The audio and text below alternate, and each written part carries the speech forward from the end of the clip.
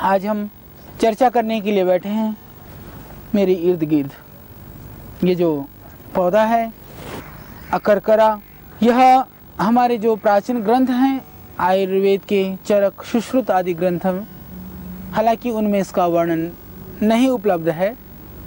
पुनरअपि इसका जो प्रयोग है बहुत ही अच्छे इसके प्रयोग हैं, जिसको कभी कभी श्वास की वजह से बहुत परेशानी होती है, एकदम श्वास अटक जाए, आप सरल उपाय कर सकते हैं। इसके फूल का पाउडर करके आप रख लें एक शीशी में, तुरंत चुटकी भर पाउडर को आप सूंघ लें।